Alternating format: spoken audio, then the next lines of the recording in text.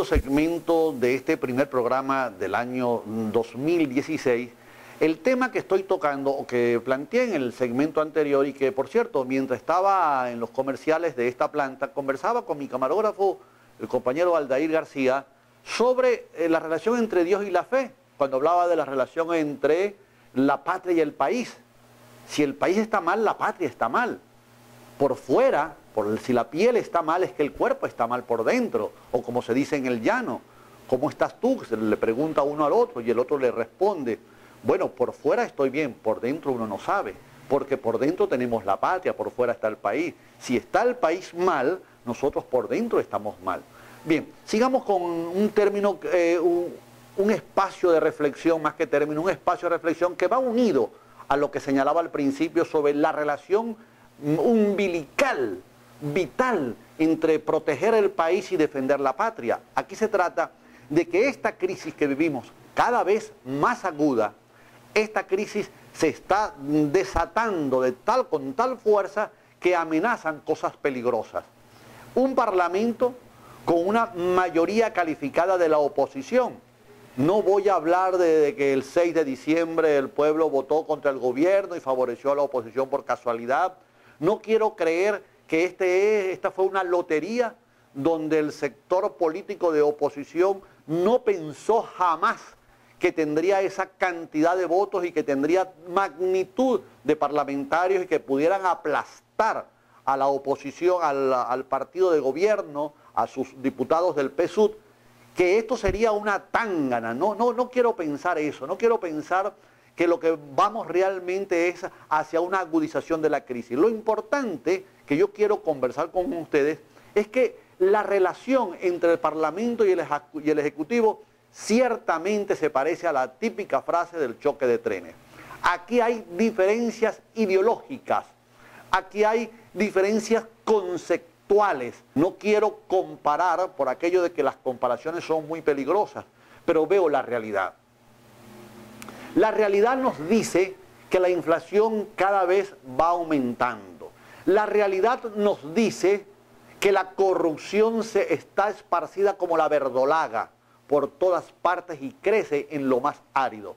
Recientemente pudimos ver con satisfacción la captura de una banda delictiva dentro del gobierno en el sector de distribución de alimentos, como fue en el Abasto Bicentenario y en Pedeval. Sus presidentes y directores administradores en complicidad con 40 empleados más para robarse el alimento que se vendía a cielo abierto a los sectores populares. La corrupción es tan grande que no la podemos parar con simples capturas, tiene que ser constante, pero dejemos el tema de la corrupción y volvamos a la relación entre este Parlamento y el Ejecutivo. Mientras la mayoría calificada anda buscando un acuerdo interno por esa lucha que tienen por el poder, porque recuerden que el poder es una droga, cuando tú la pruebas la primera vez te vuelves adicto a ella si no tienes la fuerza moral y la capacidad intelectual para hacer contrachoque. Entonces, este Parlamento, que lo que se ha convertido en lo que siempre ha sido, ha cambiado de personaje, pero el concepto sigue siendo el mismo, una lucha de intereses.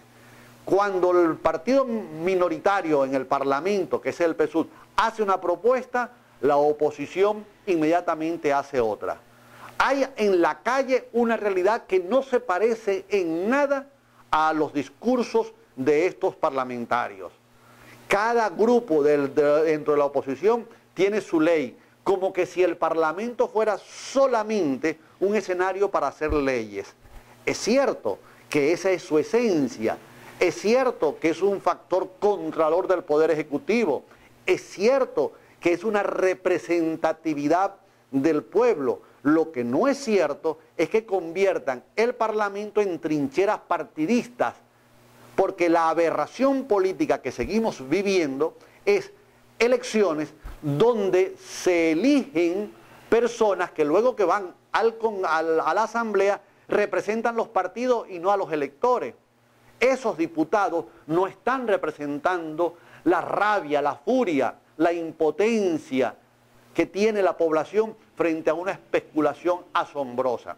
Y no solamente me refiero a los parlamentarios de oposición, Yo veo por razones obvias, profesionales, permanentemente los noticieros de televisión y escucho la radio y veo la prensa.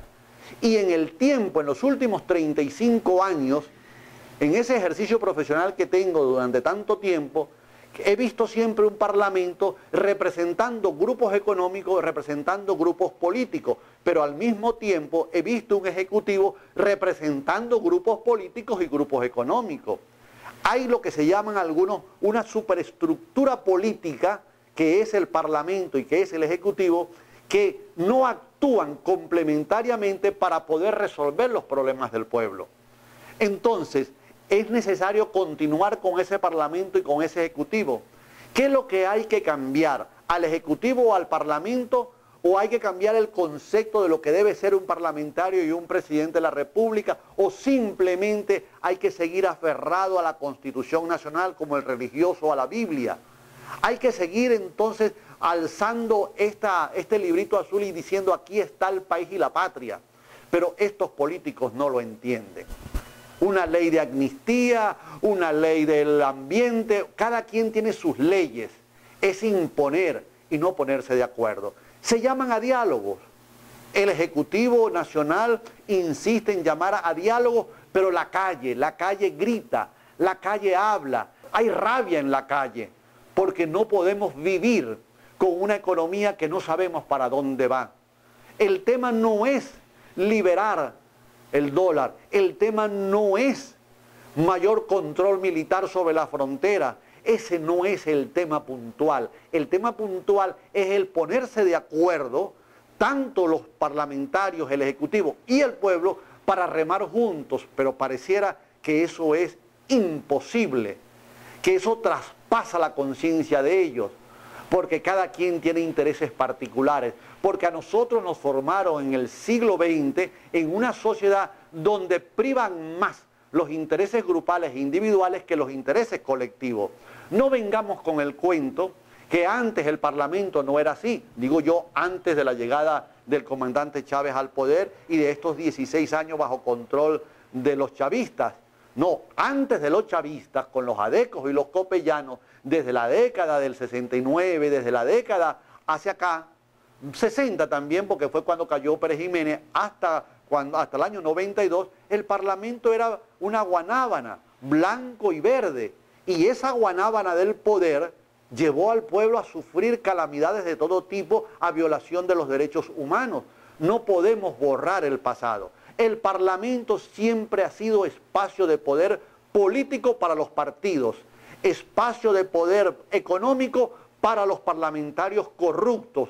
¿Cuántos parlamentarios hemos visto involucrados en casos de corrupción? Muchos.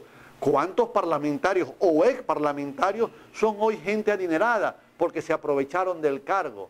Entonces, este Parlamento no es garantía de que las cosas vayan a mejorar. Y el Ejecutivo está actuando por su cuenta. No hay a la vista acuerdos. No pensemos, no soñemos que va a haber un acuerdo político estratégico, porque no hay ni en el Parlamento ni en el Ejecutivo una visión de país estratégica. Lo que hay es una visión estratégica del poder personal o del poder del partido. Vamos con los compromisos y seguimos en este espacio. Este es mi pueblo.